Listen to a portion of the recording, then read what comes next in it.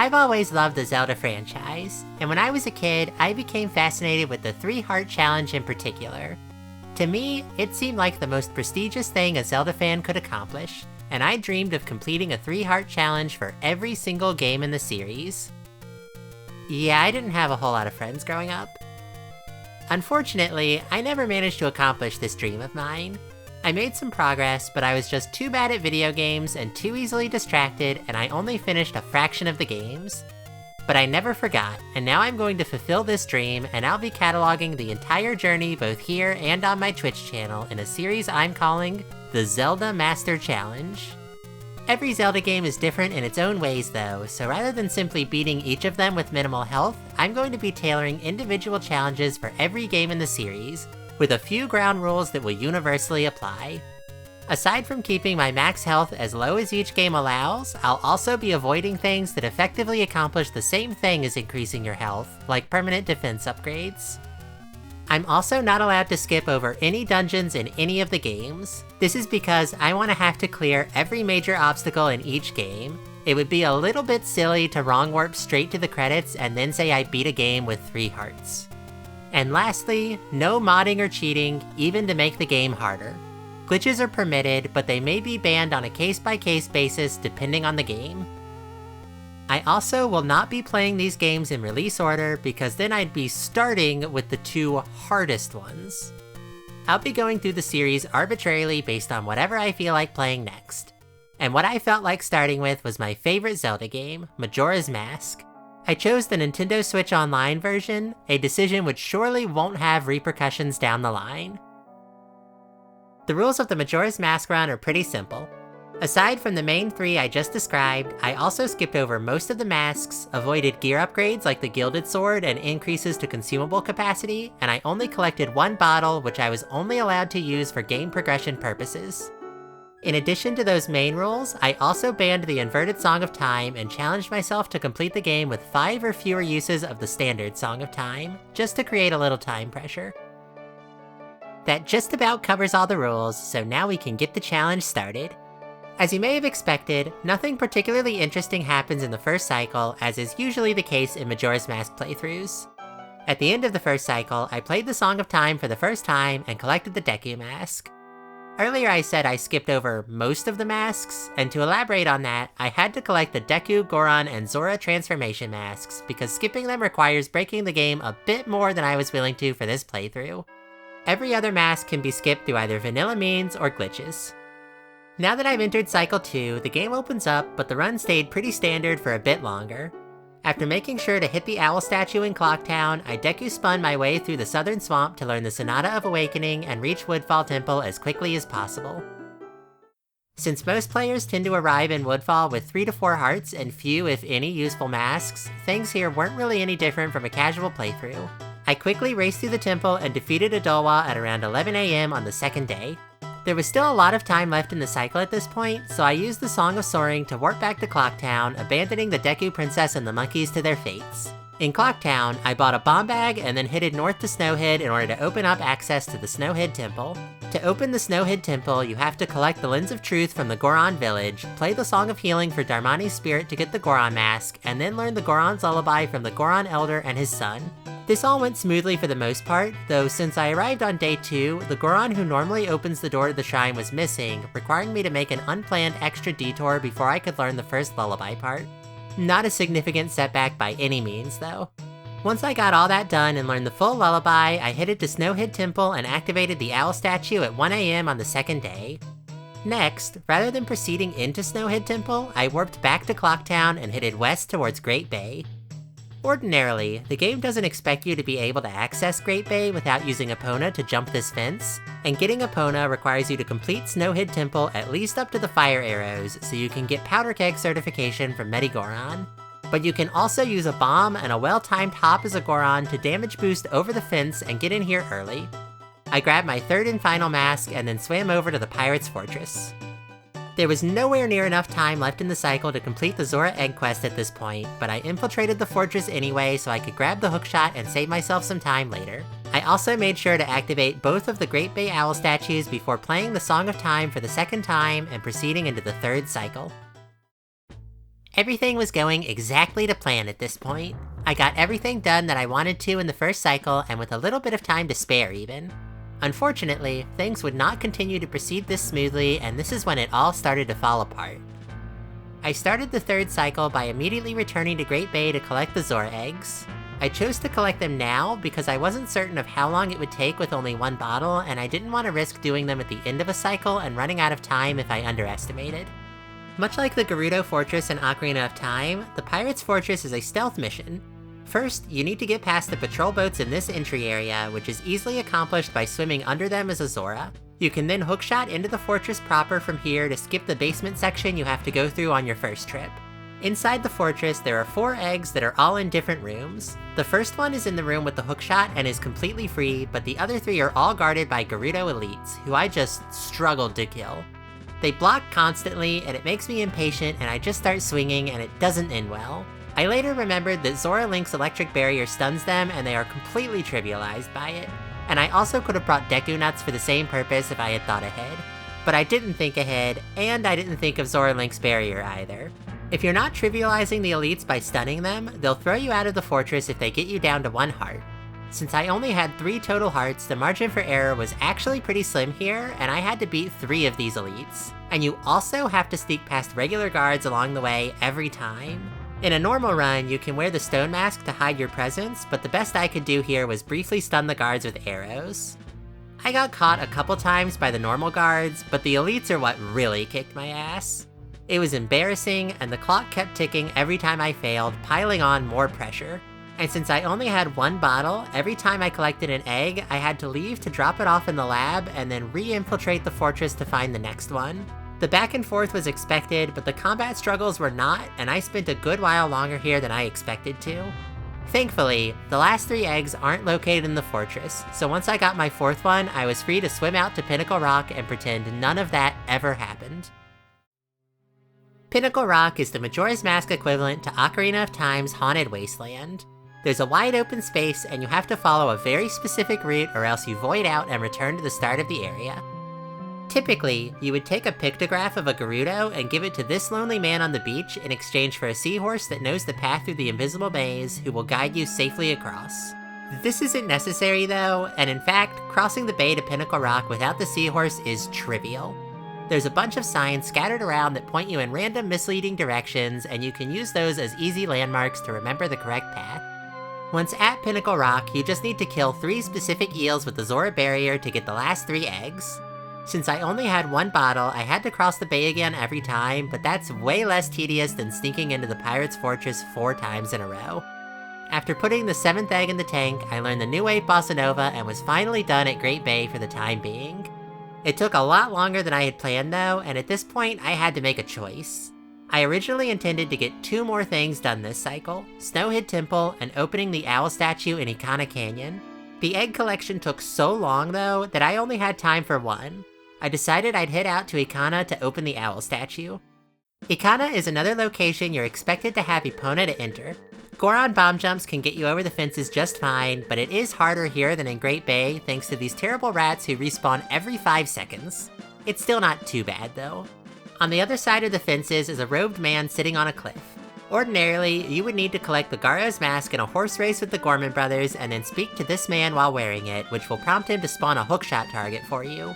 I'm not collecting any superfluous masks though, so instead I headed in the direction of the graveyard and did another Goron bomb jump to get up on top of this big rock.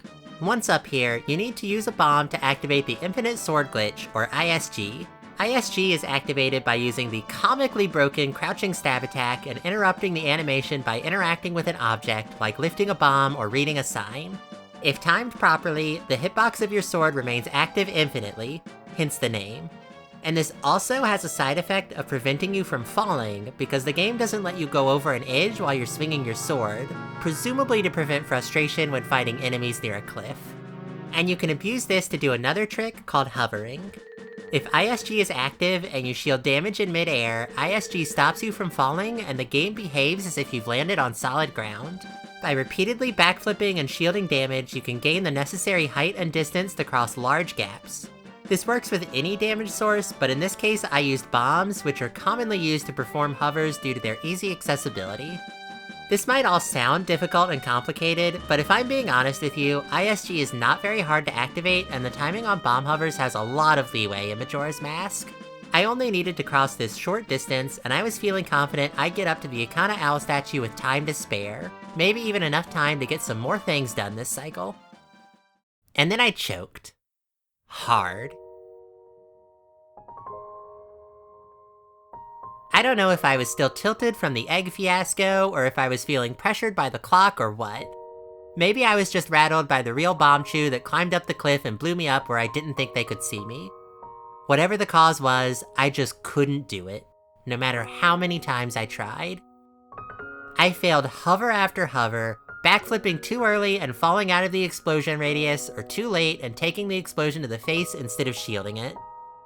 By the end of it all, I was struggling to even activate ISG. I spent all of my bombs, left and got more, and then spent all of those, completely wasting the entire rest of the cycle and accomplishing absolutely nothing. I played the Song of Time and ended stream feeling discouraged and more than a little embarrassed, and after wasting an entire cycle doing nothing but the egg quest and pushing all of my plans back, I also started to worry about whether or not I could achieve my goal of only 5 uses of the Song of Time. I was already sitting at 3 and had still only finished a single dungeon. Things needed to be different next time.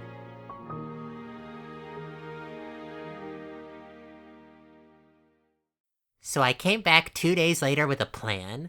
I would immediately head to Ikana at the start of the cycle so I could reset the game if I wasted too much time. And I would bring bombchus with me to extend the number of explosives I had access to. Did I mention this trick isn't very hard? Regardless, my planning paid off. I spent a little bit of time at the start of the cycle buying bombs and bombchus, taught Pierre the Scarecrow song for later, and headed out to Ikana Valley. At this point, I was pretty good at doing bomb jumps while being swarmed by rats, and it didn't take me long to get back up into position on the rock. I spent a couple bombs getting the right timing for ISG, but once I had it, I pointed myself at the other cliff and started hovering right away, not wanting to give the real bombchus a chance to come mess things up like they did the last time. I did a few hovers with the regular bombs, and then switched to bombchus. Bombchu hovers are a bit different than regular bomb hovers, and are actually much easier. In most circumstances, if you're in the air, bombchus will explode the instant you drop them with your shield.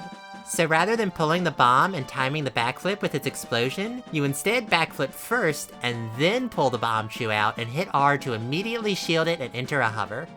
Now, I did say bombchus explode instantly from a shield drop in most circumstances, and this is actually relevant for this specific hover. If you're too close to a wall, such as this one I'm hovering alongside, the bombchu will run along the wall away from you instead of exploding, and your backflip will send you all the way to the ground. To avoid this problem, I started the hover fairly far from the wall and also climbed up higher and a bit to the left with regular bombs before switching to the chus. Seeking redemption for my previous failure, I locked in and nailed the hover on my very first try, reaching Ikana Canyon at 2 PM on the first day. Here you're expected to use the ice arrows to freeze these Octoroks and then hookshot up these trees, but I still don't have the ice arrows. Luckily, there's a trick that solves this as well. The trick is just standing in this spot. You can reach the tree from the shore, they put it too close. I opened up the Ikana Owl statue at 3 PM and immediately warped away to Snowhead. I originally planned to complete Snowhead Temple in the previous cycle, but the egg fiasco pushed it back to here, and now I needed to get through it fast if I was gonna get back on schedule. So I mentioned before that the game doesn't expect you to have access to Great Bay until you've played through this temple at least up until the Fire Arrow, right? That means the game doesn't expect us to have the hookshot for this dungeon, but Snowhead Temple is actually designed to be very easy to navigate with the hookshot.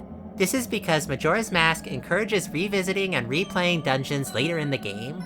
When you play the Song of Time, every dungeon reverts back to its original state. Because of this, they're all designed in such a way that you can go through them more quickly with their dungeon item, so that the player doesn't have to retrace all of their steps if they have to stop before facing the boss. In addition to this, every dungeon contains 15 stray fairies, which can be collected for optional rewards from the Great Fairies. So the dungeons are also designed to be revisited later in the game with items you wouldn't have on your first visit. This is one of the things I really love about Majora's Mask, and Snowhead's temple design shows it off very well thanks to its central room. This room is lit by wooden torches that are placed perfectly to serve as hookshot targets, and you can easily reach the nearest one by playing the Scarecrow song to get a little closer. By doing this, I've already skipped most of the dungeon. From here, you can go straight into the first Wizrobe mini-boss room to get the fire arrows. After that, you just have to jump down, melt this block of ice, light the torches in the room behind it to raise the pillar, hookshot back up using the same method, and then finish the dungeon normally from there. I entered the temple at roughly 5 PM and reached Goat's room with the boss key at 1 AM. Thanks to my friends Pierre the Scarecrow and good dungeon design, I was able to open up an important owl statue and do an entire dungeon, and it's not even the second day yet. Things were looking better than I dared to hope. And then I died to Goat. Twice. And these weren't quick deaths either. These were deaths within moments of victory. These were long, drawn out, time-wasting deaths. And yeah, I know, I can shoot him with arrows, and it's faster and it's easier, but come on! You cannot deny that fighting Goat with the Goron roll is sick as hell and way more fun. It's better to die having a good time than to live bored, am I right? Like in video games, I mean. Anyway, I killed Goat at 6 PM on day 2. I spent longer fighting him than I did completing the entire Snowhead Temple up to him. Not ideal, but it could be worse. Things can always get worse. Collecting Goat's remains dumps you out into the mountain village and brings spring to Snowhead, giving me a perfect opportunity to get my Powder Keg certification. So I got my Powder Keg certification. This lets you buy Powder Kegs whenever you want, which doesn't matter right now, but it will later. After that, I warped to the Zora Cape and played the New Wave Bossa Nova for Lulu to open the Great Bay Temple. I didn't think I could beat this whole dungeon in 30 in-game hours, but that's okay, because there was still a lot of permanent progress I could make in the time I had left. If I could just get the ice arrows, Majora's Mask's good dungeon design would stop me from needing to repeat anything of substance after resetting time. This isn't actually a very big ask either. Great Bay Temple feels shockingly small once you know your way around it, and I got to my destination at the dawn of the final day, giving me an entire day to beat the mini-boss who guards the ice arrows, Wart. Wart is not a good boss. Its gimmick is that it has a shield of bubbles which fall off and bounce around the room when they're struck by an attack. You need to dislodge the bubbles so you can hit its weak point. Once you've hit Wart a few times, all the remaining bubbles immediately drop off and come after you, and the boss starts sliding around the room. The safest way you could possibly fight Wart is to pick off each bubble one by one with the hookshot and then kill them with your sword before attacking the boss at all. This is incredibly boring, and I am not ever going to do that. Instead, I like to knock a whole bunch of bubbles off at once and then kill them with quick spins. This is pretty dangerous. You can get a bit of healing from the pots around the room, but not a whole lot. Things can also get pretty dicey if there are a whole bunch of bubbles left when you deal the last hit to push Wart into phase 2. Because of this, I tried to pick off as many bubbles as possible before attacking Wart itself, but my biggest weakness is my lack of patience, and it didn't end well. On my second try, I played into that impatience and tried to hit Wart as often as possible while mostly ignoring the bubbles, only bothering with them when they got in the way of dealing damage. Once I pushed it into phase 2, there were a chaotic few seconds where I didn't really know what was happening and I was terrified for my life, but after that passed, it was smooth sailing and I got the ice arrow at about 6 PM on the final day. There's no way I was clearing the rest of Great Bay Temple in the time I had left, and there was unfortunately nothing else I needed to do that could be done in that time frame either. So I played the Song of Time for the 4th time and hit it into Cycle 5. Technically what I just said isn't entirely true though. What I'm about to do could easily be done in 12 in-game hours. It's just too risky to do it at the end of a cycle. But now that I was at the start of one, it was time to face the specter that I had been worried about for the entire run. It was time to go get the Mirror Shield. Typically, to get the Mirror Shield, you have to pass through the Ikana Well. All these Gibdos in the well want specific items to let you through the doors they're standing in front of, and at the end you get the Mirror Shield. But to talk to the Gibdos, you need to wear the Gibdo Mask, and to get the Gibdo Mask, you need to learn the Song of Storms. And to learn the Song of Storms, you need to get the Captain's Mask. That's 2 masks I couldn't collect and needed to find a way around. Luckily, skipping the Captain's Mask was a non-issue. The only mandatory use for it is to learn the Song of Storms, and the only mandatory use for the Song of Storms is to get the Gibdo Mask, which I wanted to skip anyway. To skip the Gibdo mask, all I had to do was enter the Ikana well from the back exit and collect the mirror shield. But to stop you from doing this, the developers have placed 2 large sunblocks in your way, which can only be destroyed by a beam of light reflected from the mirror shield, or a light arrow that the player shouldn't have yet. The first sunblock I had to get around was a relatively small one that prevents entry into Ikana Castle without completing the well first. This is easily passed with a gainer, which is a forward-moving backflip that allows you to reach ledges you otherwise couldn't. To do a gainer, you have to press yourself against a wall and hold Z, then you release Z, and on the next frame you input a backflip, and then on the next frame after that, you press and hold Z again with the control stick in any position other than down. All the frame-perfect inputs on a gainer sound intimidating, but Majora's Mask runs at 20 frames per second, and pause buffering is very easy as well, so it's actually not very hard to pull off once you know how. I recommend learning it. It makes the first cycle way faster. I still needed the mirror shield though, so I went to the back exit of Ikana Well, which is how you're meant to get here for the first time. There's unfortunately another, much larger sunblock in this room, and a simple gainer will not suffice this time. This block is what I've been worrying about in the back of my mind for this entire run. You can get over it with bomb hovers, but that looked annoying and hard, so instead I opted to do a weird shot. And this trick is the reason I had to do this part at the beginning of a cycle, because if you do it wrong, the game will immediately crash. To do a weird shot, you need to roll into a bomb on a specific frame while holding your hookshot in your hand, while also holding Z and while holding down and left on the analog stick, and then on this frame of Link's roll, you need to press the hookshot button and then release the Z button on one of the next 2 frames. Hold it for too long and the game crashes. If successful, you'll be aiming with a camera that's displaced from your actual position and you can reach otherwise unreachable targets with the hookshot. This isn't the only method to weird shot. You can do it with the bow and from other angles, and how many frames you have to do things and which frames you need to do them on depends on which version of the game you're playing. Apparently the Switch version is actually one of the easiest ones to crash too. Keep in mind that I learned these tricks specifically for these challenges, and I don't have a lot of practice on them. The weird shot is a lot of precise positioning and timing, and even with pause buffers, I could never pull them off consistently in my practice sessions. I kept thinking back to the bomb hovering incident and how I struggled with that comparatively easy trick under pressure. Would this be a repeat of that? And if I did this one wrong, the game would crash and I'd have to go through the full setup again, starting from Clock Town.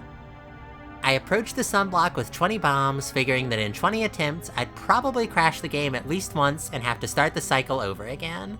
But if I didn't crash and ended up taking most of my bombs to pull it off, that would really eat into my time, and I didn't have a whole lot of time left to spare. The pressure was on, and I took a deep breath and pulled out my bombs and hookshot.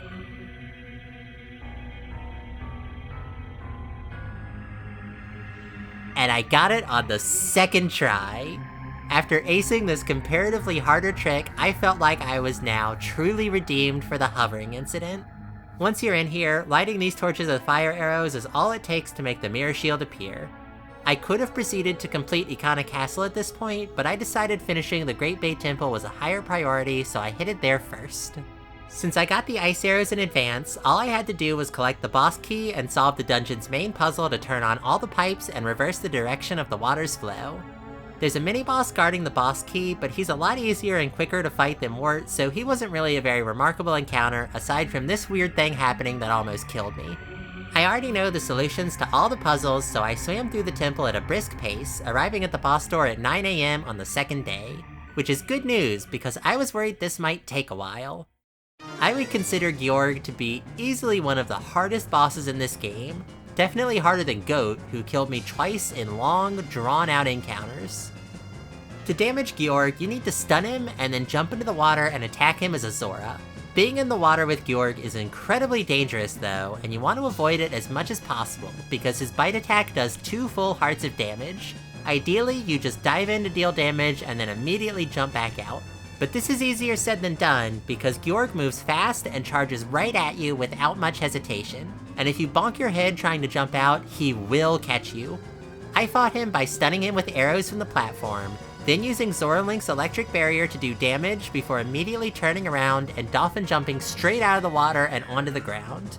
Jumping straight out of the water without bonking is kind of hard to do consistently, but you only need to hit Georg 5 times and you're done. Unfortunately, after you've hit him 3 times, there's a phase change that complicates things. Immediately after you get your 3rd hit in, there's a short cutscene of him spitting out a school of piranhas. The piranhas aren't the problem though, it's the cutscene itself. When the cutscene plays, it resets your position as well as Georg's, leaving you directly in front of him with little time to react before he charges at you. My first attempt at the boss ended here, with him taking a big bite out of me before I could get back out of the water. On my second attempt, I didn't even get to the phase change before he got me. There's really very little margin for error in this fight with only 3 hearts, and few opportunities to recover any health lost from bumping against the boss while attacking it, which is quite easy to do accidentally. On my 3rd try, I got disoriented by the cutscene again, but I got lucky and was only grazed while I was trying to get out of the water, taking half a heart of damage instead of the full 2 from a bite, which would have killed me. I was past the cutscene now, but low enough on health that I was finished if he got me just once with a bite.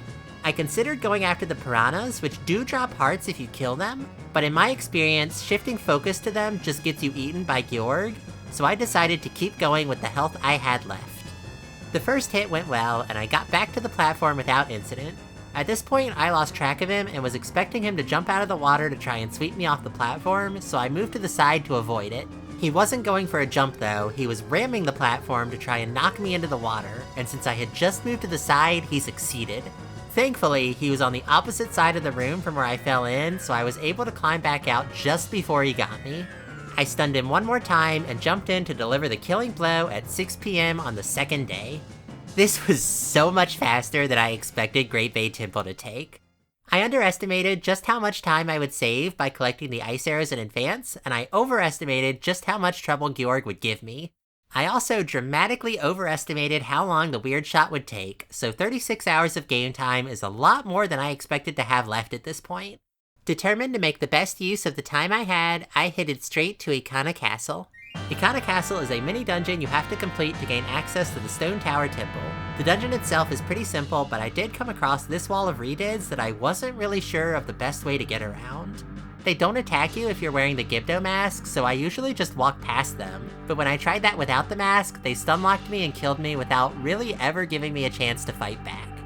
I tried a couple things to take them out from a distance. Bombs turned out to be the best answer, but first I tried fire arrows, and did you know that redids mourn each other when you kill one? I didn't until I killed this guy and all the others gathered around his body.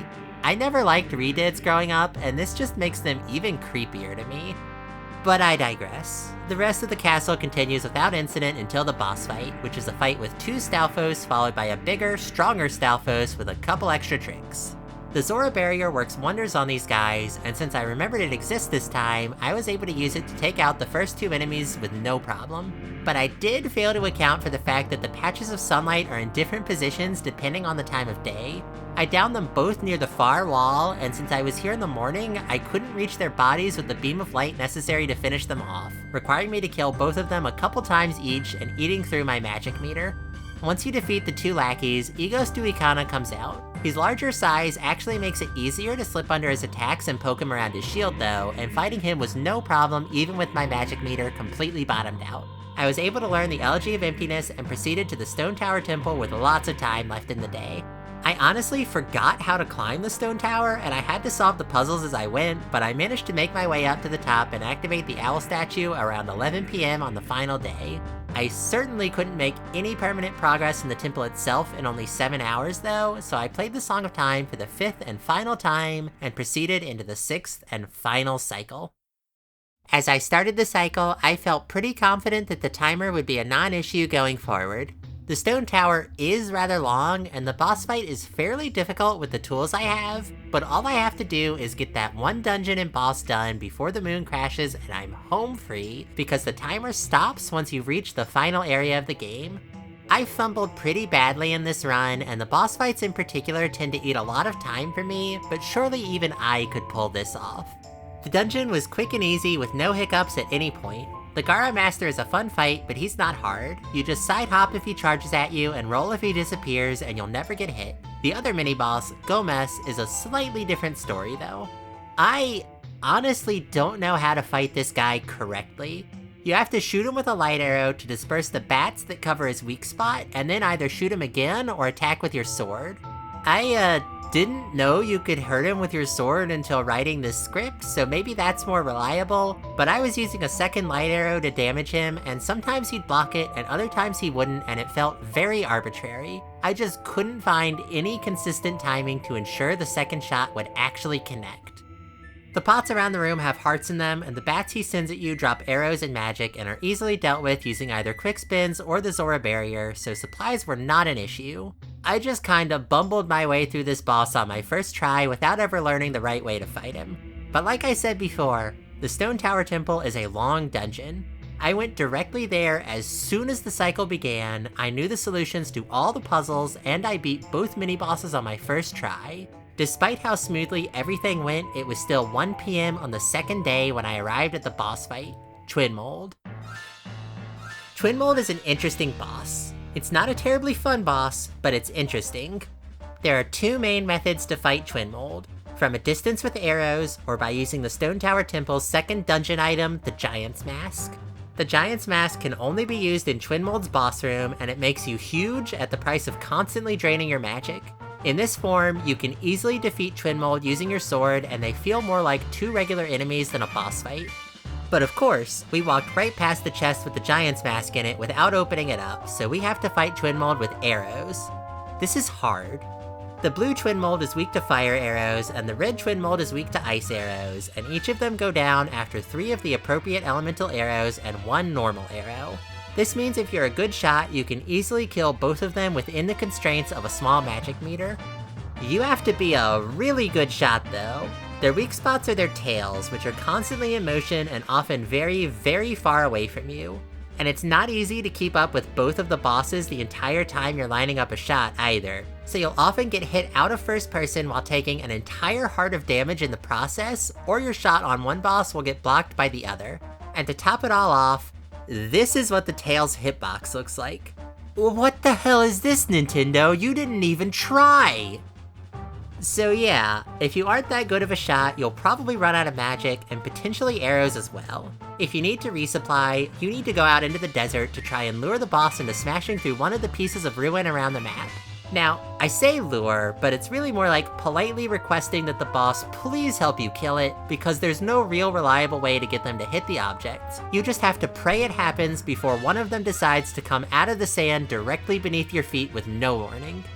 The Twin Molds will never come up from underneath you while you're standing on the stone platform in the center of the arena though. They'll sweep across it, and sometimes they'll bury into it, but they'll never just appear under your feet like they can in the sand.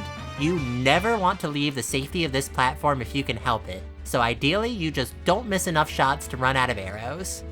Quick reminder that this is what the hitbox looks like, by the way. On my first attempt at Twin Mold, I died almost immediately. My second attempt went much more smoothly, and I managed to kill the blue Twin Mold with 24 arrows and exactly half a magic meter left. If I just matched the accuracy I had on the blue one while taking down the red one, I would never need to resupply. That didn't happen, of course. I fired off all my shots, ran out of arrows, and had to brave the desert to pray for drops. And I actually got some pretty quickly, but they were all magic. Twin Mold then proceeded to come up out of the ground underneath me, killing me instantly. This was very unfortunate because it was already 9 PM and now I had to farm arrows. There's a guaranteed arrow drop outside the boss room, but there's only one, and for some reason it's only 10 arrows, so I just kept playing the Song of Soaring and recollecting it. It was stupid. It was 1 AM before my next attempt started, but I wasn't feeling the pressure yet. I was close the last time and only lost because I got careless with the standard arrows, which allow you to fire off shots much more rapidly than the elemental ones, and thus waste a lot of them for no reason. This was the last obstacle I had to face before the timer gets disabled, and I had plenty of time left. All I had to do was be more careful with my shots. This next attempt also went poorly. I was not being careful with my shots, missed a lot, and of course got killed as soon as I ventured out into the desert. It was fine though, that try didn't take long, and I died immediately after picking up an arrow drop, so I had no need to farm and went straight back in for attempt number 4. In this attempt, I managed to kill the red Twin Mold, but things weren't going as well as they were before, and I was already out of magic. I started firing off regular arrows into the blue Twin Mold and made a few shots, but I soon ran out and had to brave the sands once again. My attempts at luring its attacks weren't going well, and it was just hanging out in the distance, not even trying to approach me. So I started walking out towards it as it sailed over my head directly into the rubble I was just standing beside. I turned around and sprinted back to grab the items, but they were only magic drops. Unlucky. I turned back around to face the twin mold, and I saw a green magic jar underneath it. And not just that, but arrows? It actually baited me over here and then dropped exactly what I needed halfway across the map. I started running after it, but I didn't even see the moment it dropped. There was no chance I'd get there on time without a mask like the bunny hood to make me go faster. And that's when I remembered I do have a mask that makes me go faster. I paused the game to equip the Goron mask and immediately started rolling as the items in the distance started to flicker. I still wasn't going to make it, there just wasn't enough time. I got these at the last possible moment. I rolled back to the platform and turned back into regular Link with 10 shots and most of my magic meter. I just had to focus up and make them count, and not get hit anymore. And I pulled it off. It took 3 more fire arrows to finish the second twin mold, and I got them all out before running out of either arrows or magic. I collected the remains at 12 PM on the final day, and all that was left to do was wait for midnight to face the final boss. For the entire run, I'd been ignoring the inverted Song of Time entirely and trying to play the normal Song of Time as little as I possibly could. I hadn't played the Song of Double Time once this entire playthrough, and it felt wrong to start now, so I had a little celebratory dance with Pierre to speed things along and then killed time for 6 hours waiting for midnight. When midnight arrived, I ascended the clock tower, played the Oath to Order, and watched one of my favorite cutscenes in the series. Now that I'd reached the moon, it was finally time for the final boss fight with Majora. I personally consider Majora to be the hardest boss out of all the 3D Zelda games, and it is especially brutal on a challenge like this. Majora is a 3-phase boss fight with no checkpoints. In the first phase, the mask itself floats around the arena and tries to dive bomb you. It's very easy. It doesn't attack very often, and when it does, it usually misses, even if you're actively trying to get hit. You need to hit it in the back to stun it, and then attack, which is most easily accomplished as Zora Link with his boomerangs. Halfway into the first phase, the 4 remains come off the wall and start firing projectiles at you. If you don't kill them, they persist for all 3 phases of the fight. At this point, Majora's Mask also gains a new laser attack, which instantly kills Deku and Zora and can only be blocked with the Mirror Shield. You can reflect this beam into Majora's Mask or the remains to damage them. In theory, the second half of this phase isn't hard, but in practice, it doesn't mesh with the camera controls at all. There are 5 targets flying randomly around a large room, firing at you periodically, and the only camera control you have is Z to center the camera behind you, which will also target the nearest enemy if one is nearby. Since there are 5 enemies, there will almost always be one nearby, so you essentially lose camera control during this part of the fight. It becomes incredibly unreliable, and you can't depend on the game actually pointing the camera in the direction you tell it to, which is a real issue when Majora's laser attack does a full heart of damage and also sets you on fire, dealing more damage to you over time. With more health, this isn't a huge problem because it's essentially just chip damage, but when you have 3 hearts and there's little room for mistakes, this part just starts to feel like luck. Once all 4 remains are down, finishing off the mask is trivial and you move into phase 2, Majora's Incarnation. Incarnation is a very easy boss fight, but it's also very easy to get hit. The boss sprints around the room like a maniac, occasionally stopping to either dance or fire a volley of projectiles at you that I could not figure out how to block. It fires so many so quickly that inevitably one of them would clip me through my shield every time. But it doesn't use that attack often, so my strategy was to just never allow it to in the first place. Any attack you manage to connect with will trip Incarnation, at which point you can damage it. If you time your attacks well, you can keep it stun-locked indefinitely, which I did with timed quick spins. I wasn't perfect at the timing, but was good enough that Incarnation was rarely an issue for me, though it once again highlights all the flaws of the camera and targeting system, because the sluggish nature of the camera controls make it pretty difficult to find and target the boss quickly while it's sprinting around the room. This phase didn't give me enough trouble for me to experiment much with different strategies, but it turns out Deku Link actually clowns on this boss thanks to his full body shield and the fact that the Deku Spin works to stun it. Who would have thought that this little guy would be good at fighting something? I'm so proud. Once Majora's incarnation is defeated, it transforms once again into its final and most difficult form, Majora's Wrath. Wrath has 2 huge tentacles it attacks with extremely aggressively, a grab you can't block, and when its health gets low, it starts firing exploding spinning tops at you. It can also stun lock and combo you without you really being able to do anything about it if it wants to. To damage Majora's Wrath, you have to stun it with any attack and then follow up to deal damage. More or less your entire kit works to stun it, but Wrath will kick you away if you approach, and it dodges most projectiles. It cannot dodge light arrows though, which are the easiest way to stun it. This is the point where this specific challenge starts to really turn this fight into a nightmare. With the smallest quiver, a small magic meter, and no Chateau Romani or potions, resources are an actual problem. The remains take 3 arrows each unless you manage to hit them with the laser, and I was using arrows to stun Majora's incarnation, so I spent a lot before even reaching Wrath. There are 2 pots in the boss room, one of which contains a large magic jar and the other a bundle of 30 arrows. Unfortunately, you can't reliably save them for when you need them because Wrath's tentacles break the pots, and it usually will break both of them about 15 seconds into the fight.